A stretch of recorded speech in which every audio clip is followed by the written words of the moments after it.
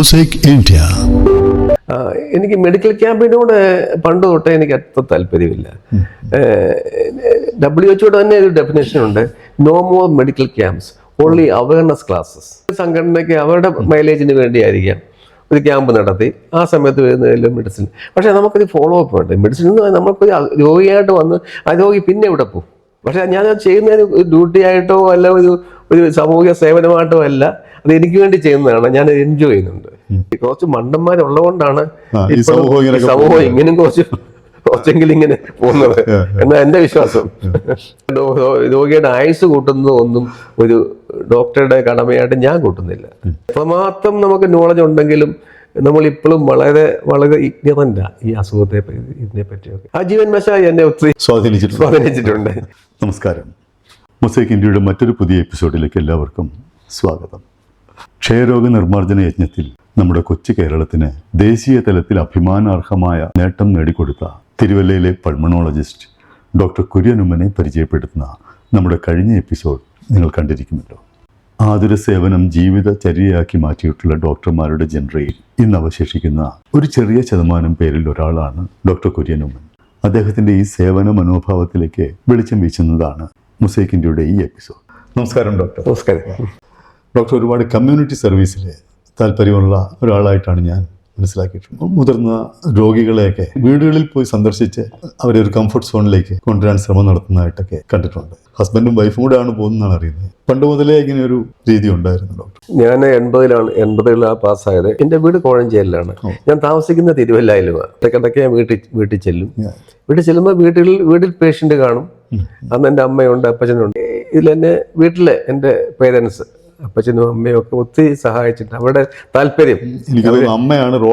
നിശ്ചയമായിട്ടും എൻ്റെ അമ്മയാണ്. അമ്മ ടീച്ചറായിരുന്നു. അമ്മയുടെ നിശ്ചയമായിട്ട് എൻ്റെ ഇപ്പോഴും അമ്മയാണ് എൻ്റെ റോൾ മോഡൽ.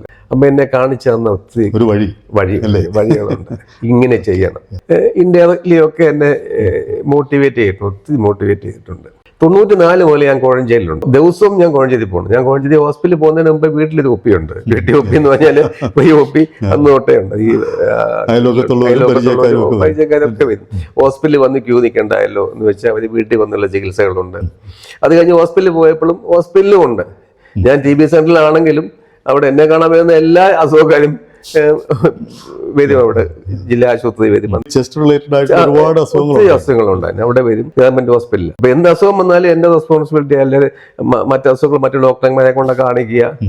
അവർക്ക് എന്തെങ്കിലും മെഡിസിന് ഉള്ള സമയം എല്ലാവർക്കും ജോളിമോനെ കണ്ടാലേ ഒരു സമാധാനം. അത് ഞാൻ പക്ഷെ എൻജോയ് ചെയ്തിട്ടുണ്ട്. നാട്ടുകാർക്ക് ജോളിമോനാണ്. അതേപോലെ എന്നെക്കാട്ടിൽ കൂടുതൽ ഞാൻ ഈ ചെയ്യുന്ന അവര് എൻജോയ് ചെയ്ത് രണ്ടുപേര് അമ്മയും അപ്പച്ചനുമാണ്. അവര് ഭയങ്കരമായിട്ട് ഒരു ഹാപ്പി ആയിരുന്നു എൻ്റെ ഈ നിലപാടുകളും എൻ്റെ ഈ ചെയ്തികളൊക്കെ. അത് ഞാൻ കഷ്ടപ്പാടായിട്ടില്ല. അവൻ കൂടുതൽ ജോലി ചെയ്യുന്നു അല്ലെ അവന് ഇതിൻ്റെ ആവശ്യമുണ്ടോ അങ്ങനെ ഒരു ഭാഗത്തൊന്നും ഉണ്ടായിട്ടില്ല. ഈ പ്രായമുള്ള ആൾക്കാരെ വിളിക്കുന്നുണ്ട്, ഈ ചോദിക്കും മോനെ അറിയാവിടെ നിനക്ക് സമയമില്ലെന്ന്. ഞാൻ പറഞ്ഞു അമ്മച്ചി എനിക്ക് സമയമുണ്ട്, ഇഷ്ടംപോലെ സമയമുണ്ട്, ഞാൻ വന്ന് കണ്ടോളാം. ആ ഒറ്റ വാക്കുകൾ കൊണ്ട് തന്നെ അവർക്ക് കിട്ടുന്ന ഒരു മാറ്റം ഞാൻ കണ്ടത്. ഒരു വാക്ക് നമ്മൾ പോയില്ലെങ്കിലും കുഴപ്പമില്ല, ആ ഒരു വാക്കിൽ കൊണ്ട് ഞാൻ കണ്ട അവരുടെ ആ മാറ്റം ഞാൻ കണ്ടിട്ടുണ്ട്. ഒത്തിരി പേഷ്യന്റിനെ പോയി കണ്ടിട്ടുണ്ട് ഞാനിങ്ങനെ. ഡോക്ടർ സൂസൻ ഒരു വലിയ സപ്പോർട്ടായിരുന്നു. തീർച്ചയായിട്ടും അത് നമ്മളെ സപ്പോർട്ട് ഇല്ലെങ്കിൽ പാടാ. നമ്മൾ ഇനീഷ്യലി നമ്മുടെ പേരൻസ് അമ്മയും അപ്പനും ഉള്ള അവരുടെ സപ്പോർട്ടും പിന്നെ ഉള്ള നമ്മുടെ വൈഫിന്റെ സപ്പോർട്ട്, ഭാര്യയുടെ സപ്പോർട്ടിൽ നമുക്കിതൊന്നും ചെയ്യാനൊക്കത്തില്ല. പുള്ളിക്കാരി ഇതുപോലെ തന്നെ നമ്മുടെ കൂടെ നിന്നിട്ടുള്ളത്. എനിക്ക് തോന്നുന്നു ക്രിസോസ്റ്റം തിരുമേനിയുടെ ജന്മശതാബ്ദിയോടനുബന്ധിച്ചാണ് തോന്നുന്നു doctor Mar Chrysostom community health service എന്നുള്ളൊരു കൂട്ടായ്മ ഡോക്ടറുടെ വീട് കേന്ദ്രമാക്കി ലോഞ്ച് ചെയ്തിരുന്നല്ലേ? അത് തിരുമേനിയുടെ 100ാം ജന്മശതാബ്ദിയോട് അനുബന്ധിച്ച് വിജയസഖ്യം കീഴകരയിലെ കുറച്ച് കുട്ടികൾ വന്ന് കണ്ടു. പറഞ്ഞു വെച്ചാൽ എനിക്ക് ഞാൻ മെഡിക്കൽ ക്യാമ്പ് നടത്തുകയാണ്. ഞാൻ പല മെഡിക്കൽ ക്യാമ്പിലും പോയിട്ടുണ്ട്. എനിക്ക് മെഡിക്കൽ ക്യാമ്പിനോട് അത്ര താല്പര്യമില്ല. WHO തന്നെ ഒരു ഡെഫിനേഷൻ ഉണ്ട്, no more medical camps, only awareness classes.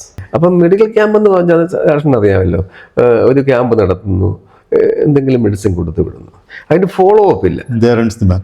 അതെങ്കിലും സംഘടനയ്ക്ക് അവരുടെ മൈലേജിന് വേണ്ടിയായിരിക്കാം ഒരു ക്യാമ്പ് നടത്തി ആ സമയത്ത് വരുന്നതെല്ലാം മെഡിസിൻ. പക്ഷേ നമുക്കൊരു ഫോളോ അപ്പ് ഉണ്ട്. മെഡിസിൻ എന്ന് പറഞ്ഞാൽ നമുക്കൊരു രോഗിയായിട്ട് വന്ന് ആ രോഗി പിന്നെ എവിടെ പോകും. കുറച്ച് മെഡിസിൻ കൊടുത്ത് വിടും, ഈ ഡോക്ടറെ കാണുന്നില്ല.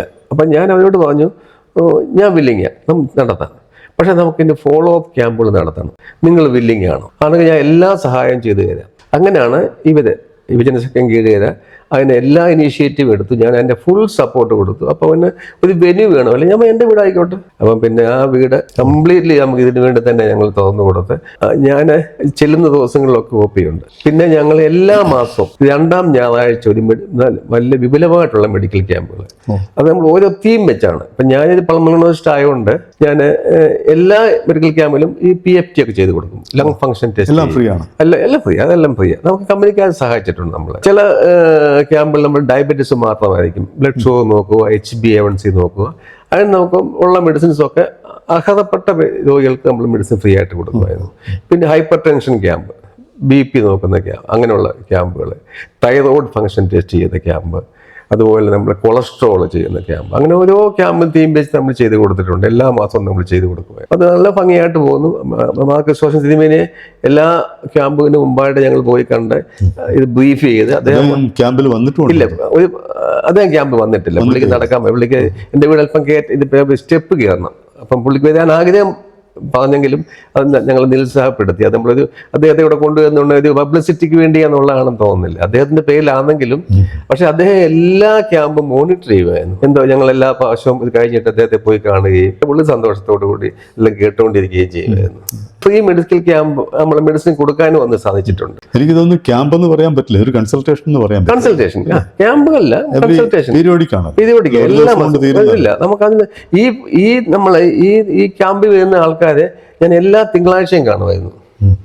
ഞാൻ അപ്പോഴത്തെ ഗവൺമെന്റ് ഹോസ്പിറ്റലിൽ നിന്ന് പെൻഷനായി ഞാൻ പൊയ്യാലി ഹോസ്പിറ്റലിൽ ജോയിൻ ചെയ്തായിരുന്നു. ഞാൻ തിങ്കൾ ബുധൻ വെള്ളി അവിടെ ചെല്ലുമായിരുന്നു. അവിടെ അങ്ങനെ ഫോളോ അപ്പ് ചെയ്യാൻ പറ്റും. എനിക്ക് തോന്നുന്നു ഒരു ഡോക്ടർ പേഷ്യന്റ് റാപ്പോ അവിടെ ഉണ്ടായിട്ടുണ്ട്, നിശ്ചയമായിട്ടും ഉണ്ടായിട്ടുണ്ട്.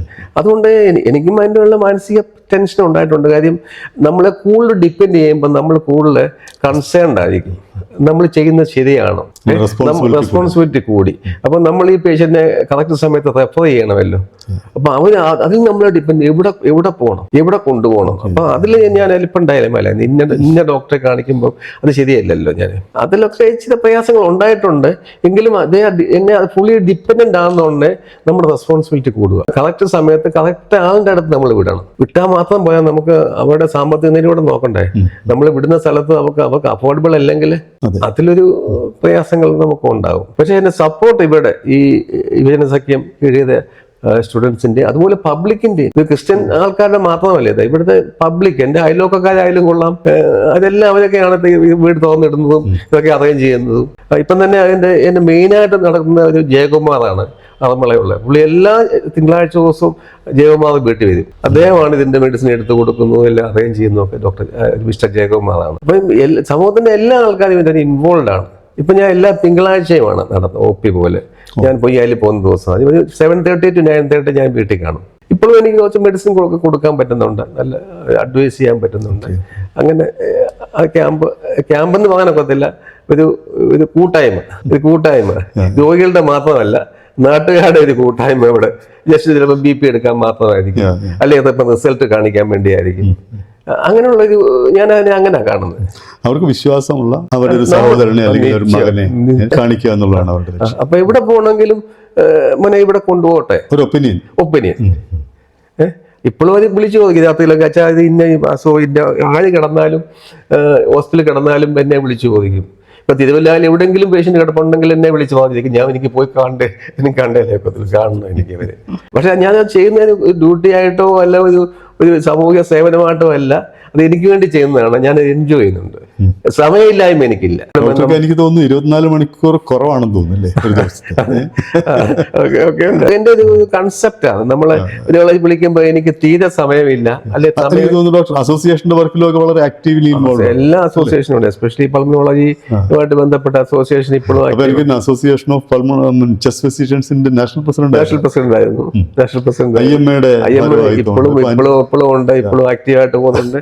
അതൊന്നും നമ്മളത് എൻജോയ് ചെയ്യുക, ഇതിനെല്ലാം സമയം കണ്ടെത്തണം. കണ്ടെത്തണം നമ്മള്. അതൊരു ഈശ്വര നിയോഗമാകാം. പക്ഷെ പലതും കാഴ്ചപ്പാട് പലതായിരിക്കും.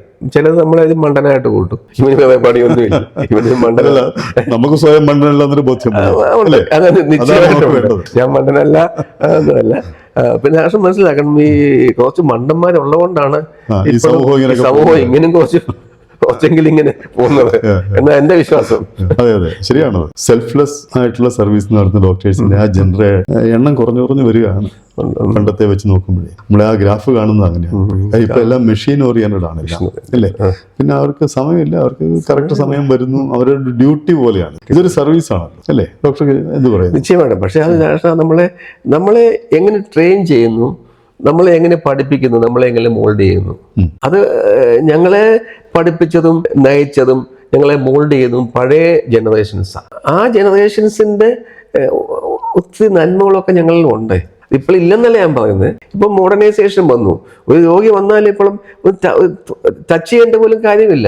സ്റ്റേറ്റ് അവേ അവര് പിന്നെ BP പോലും നോക്കുന്നില്ല, പൾസ് നോക്കുന്നില്ല, നേരെ മിഷൻ ചെയ്യും. മിഷന്റെ റിസൾട്ട് വന്നാൽ ഉടനെ they are going to AI ആണ് ഡിസൈഡ് ചെയ്യുന്നത് ഇവർ എന്തുമാണ് അസുഖം എന്നുള്ളത്. അതിനു മുമ്പ് തന്നെ പേഷ്യന്റിന്റെ ബൈസ്റ്റാൻഡർ AI നോക്കി ഡയഗ്നോസ് ചെയ്ത് കഴിഞ്ഞു. നമ്മുടെ ഒന്നും സഹായം വേണ്ട. അപ്പൊ നമ്മൾ വളരെ കെയർഫുൾ ആയിരിക്കണം. ഡോക്ടർമാർ അങ്ങനെയാ ചിന്തിക്കുന്നത്. രോഗിയുടെ സേഫ്റ്റിയെക്കാട്ടിൽ ഡോക്ടർ ചിന്തിക്കുന്ന അവരുടെ സേഫ്റ്റിയാ. എന്റെ റെപ്യൂട്ടേഷൻ പോകുമോ, ഞാൻ എന്തെങ്കിലും തെറ്റ് പറയുമോ, ഞാൻ പറഞ്ഞാൽ ഇവരെങ്ങനെ എടുക്കും? കാര്യം അതിനു മുമ്പ് തന്നെ അവരുടെ ബന്ധുക്കളുടെയും ഫയൽ ഡയഗ്നോസ് കിട്ടി കഴിഞ്ഞു. ഇവിടെ അവിടെ റിപ്പോർട്ട് കിട്ടി, അവർ AI വിട്ടു. അതിന്റെ ഗൂഗിൾ പേഷ്യന്റ് പറയുവാണ് എന്റെ BP നോക്കണം എന്ന് പറഞ്ഞാൽ എന്തിനാന്ന് ചോദിക്കാനൊക്കെ പണ്ട് ചോദിക്കുമായിരുന്നു. ഈ രോഗിക്ക് ഡോക്ടർമാരിലുള്ള വിശ്വാസ്യതയുടെ ഒരു കുറവല്ലേ അത് കാണിക്കുന്നത്? നിശ്ചയമായിട്ടും. അതുകൊണ്ടാണല്ലോ ഇങ്ങനെ അങ്ങോട്ട് പറയുന്നത്. അതെ, നിശ്ചയമായിട്ട് വിശ്വാസ്യത ഇല്ലായ്മ ഉണ്ടത്. പിന്നെ അവൈലബിലിറ്റി കൂടിയില്ല. പണ്ട് ഡോക്ടർമാരുടെ അവൈലബിൾ അല്ലായിരുന്നു. അവര് ഡോക്ടറെ അങ്ങ് ഡിപ്പെൻഡ് ചെയ്യുന്നു. കാര്യം ഡോക്ടർമാർക്ക് വളരെ സ്കേഴ്സിറ്റിയാണ്. ഇപ്പൊ നമുക്ക് ഡിമാൻഡിങ് ആണ്. ഡിമാൻഡിങ് എന്ന് പറഞ്ഞാൽ ഹോസ്പിറ്റലിന്റെ അതുപോലുള്ള വളർച്ച പല ഹോസ്പിറ്റലിലും പ്രൈവറ്റ് സെക്ടറിലും ഇതിന്റെ വളരെ മികച്ച നിലയിൽ നടത്തുന്നത് എല്ലാ സംവിധാനമുള്ള പ്രൈവറ്റ് ഹോസ്പിറ്റലിൽ. അപ്പം രോഗികൾക്ക് ചൂസ് ചെയ്യാനുണ്ട്. പണ്ടെന്ന് പറഞ്ഞാൽ ഞങ്ങൾ ഗവൺമെന്റ് സെക്ടർ വർക്ക് ചെയ്യുന്ന ഓപ്ഷൻസ് ഒന്നുമില്ല. ഇപ്പൊ ഇവര് എവിടെ വിടണമെന്ന് നമുക്ക് പറയാം. പിന്നെ ഹോസ്പിറ്റലിലാണ് ഞങ്ങൾ പോകുന്നത്. വിളിച്ചു ചോദിച്ചാൽ അവര് തന്നെ എല്ലാ സംവിധാനവും ഉണ്ടാക്കി കൊടുക്കും. Is it affordable to the public?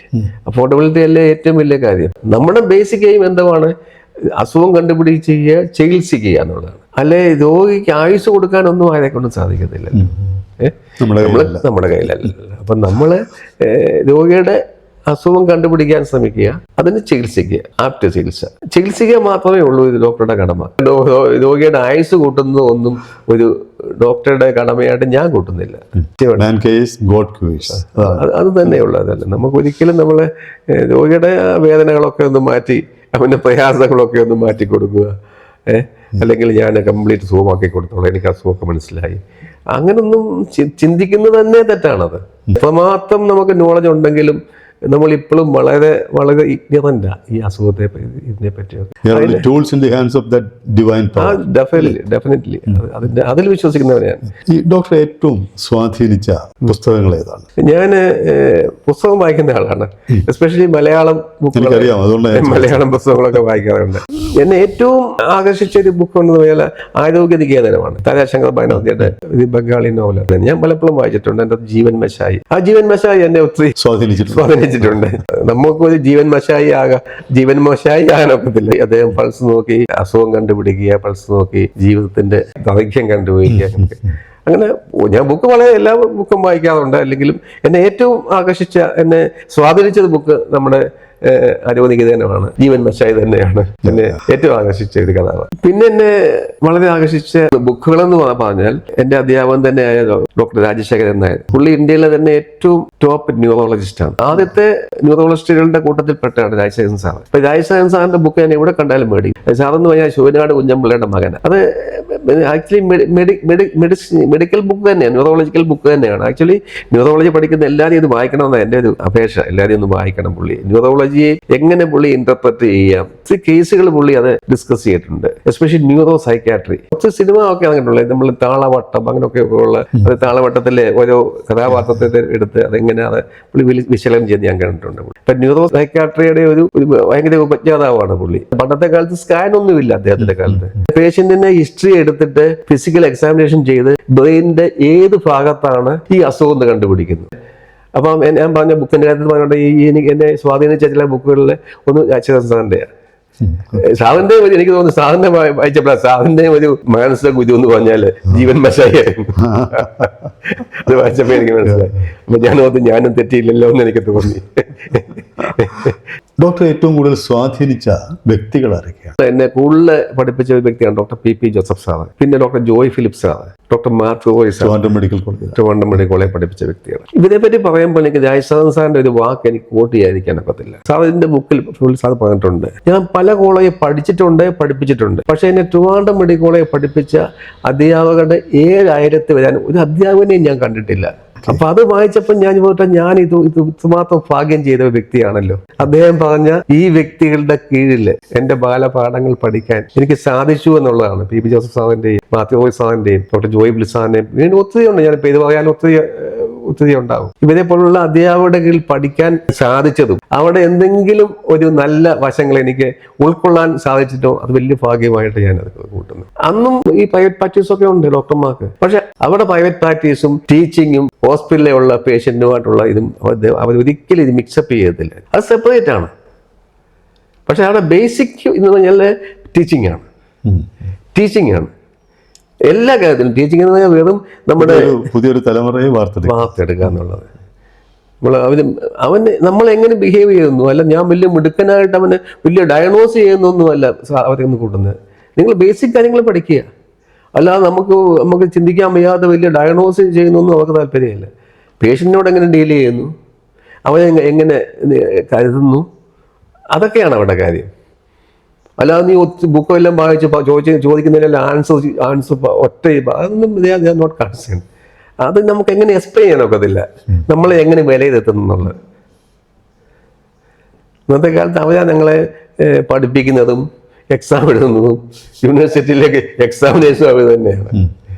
അപ്പം നമുക്ക് ഒരു ക്ലാസ് പോലും കട്ട് ചെയ്തിട്ടൊന്നും അല്ലെങ്കിൽ ഉഴപ്പിട്ടൊന്നും ജയിക്കാൻ ഒക്കത്തില്ല. അന്ന് 50% ഒക്കെ ഉള്ളു ജയം, 100 പേര് എഴുതിയാൽ 50 പേരെ പാസ്സാകത്തുള്ളൂ. പക്ഷെ അവൻ നമ്മളെ തോൽപ്പിക്കുന്നതുകൊണ്ട് നമുക്ക് യാതൊരു പ്രയാസവും ഇല്ലെന്നുള്ളതാണ്. അടുത്ത പ്രാവശ്യം കാണാടാ എന്ന് പറഞ്ഞാൽ ഞങ്ങൾക്ക് പ്രയാസം തോന്നുന്നില്ല. നമുക്ക് അവര് ഇപ്പം അർത്ഥം ശരിയായിരുന്നത്.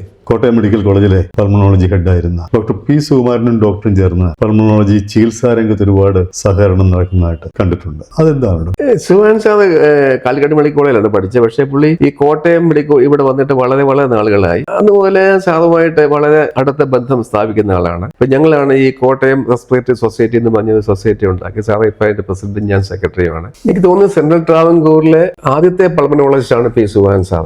സാർ എന്നെ ഒത്തിരി സ്വാധീനിച്ച വ്യക്തിയാണ്. അത് പേഷ്യന്റിനോടുള്ള സമീപനമായാലും കൊള്ളാം, ഒരു രോഗം എങ്ങനെ എക്സ്പ്ലെയിൻ ചെയ്യുന്നത്, വളരെ സീരിയസ് രോഗം പോലും പുള്ളി വളരെ നിസ്സാരമായിട്ട് എക്സ്പ്ലെയിൻ ചെയ്യുകയും പക്ഷെ അതിന്റെ സീരിയസ്നെസ് പുള്ളി പറഞ്ഞ് മനസ്സിലാക്കുകയും ചെയ്യുന്ന ഒരു വ്യക്തിയാണ് ഡോക്ടർ സുകുമാരൻ സാർ. അതുമായിട്ട് ഇപ്പോഴും വളരെ അടുത്ത ബന്ധങ്ങളും ഉണ്ട്. പല പല കാര്യങ്ങളും ഞങ്ങൾ ഒന്നിച്ച് ചെയ്യുന്നുണ്ട്. കാര്യം സംഘടനയിലായാലും കൊള്ളാം, കണ്ടിന്യൂയിങ് മെഡിക്കൽ എഡ്യൂക്കേഷനിലെ, അതുപോലെ ഈ PGസിനുള്ള ട്രെയിനിങ് പ്രോഗ്രാമിലൊക്കെ ആക്റ്റീവായിട്ട് പങ്കെടുക്കുന്നുണ്ട്. അതുപോലെ തന്നെ സാമൂഹ്യ പ്രവർത്തന മെഡിക്കൽ ക്യാമ്പുകള്, പബ്ലിക്കിന് വേണ്ടിയുള്ള അവയർനെസ് ക്ലാസ്സുകൾ, എസ്പെഷ്യലി റെസ്പിറേറ്ററി മെഡിസിൻ, ഈ ലങ് ഫംഗ്ഷൻസ് ഒക്കെ ചെയ്യേണ്ട ആവശ്യകതകളൊക്കെ ഞങ്ങൾ ഈ അടുത്ത് തന്നെ അവയർനെസ് ക്ലാസ്സുകളും ഈ ടെസ്റ്റുകളൊക്കെ ചെയ്ത് കൊടുത്തു. അങ്ങനെ അദ്ദേഹമായിട്ട് നല്ല അടുത്ത ബന്ധമുണ്ട്. മറ്റൊരു വ്യക്തിയാണ് PS ഷാജഹാൻ എന്ന് പറഞ്ഞു. അതേ ഇപ്പം പാരിപ്പള്ളി മെഡിക്കൽ കോളേജിലെ പ്രൊഫസറാണ്. ക്ലിനിക്കലി, അക്കാഡമിക്കലി, ഓർഗനൈസേഷൻ ലെവലില് എല്ലാ മേഖലയിലും അതുപോലെ തിളങ്ങി നിൽക്കുന്ന വ്യക്തിത്വമാണ്. ഒത്തിരി വ്യക്തികൾ എനിക്ക് സ്നേഹമുള്ളവരും അവരുമായിട്ട് അടുപ്പമുള്ള ഒത്തിരി വ്യക്തികളുണ്ട്. ഞാൻ ഒരു എക്സാമ്പിൾ പറഞ്ഞേ ഉള്ളൂ പി സുകുമാരൻ സാറും ഡോക്ടർ PS ഷാജഹാനെ പറ്റി. ഓക്കെ ഡോക്ടർ, ആതുര സേവന രംഗത്ത് ഡോക്ടറുടെ ഈ സേവനം പൂർവ്വാധികം ഭംഗിയായിട്ട് തുടരാൻ സർവേശ്വരൻ അനുഗ്രഹിക്കട്ടെ എന്ന ആശംസയോടുകൂടി നമുക്കിവിടെ ഈ എപ്പിസോഡ് വൈൻഡപ്പ് ചെയ്യാം. Thank you very much.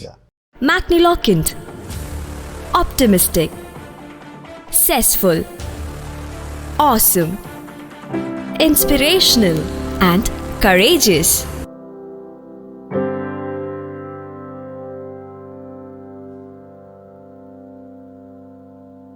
Let's explore together.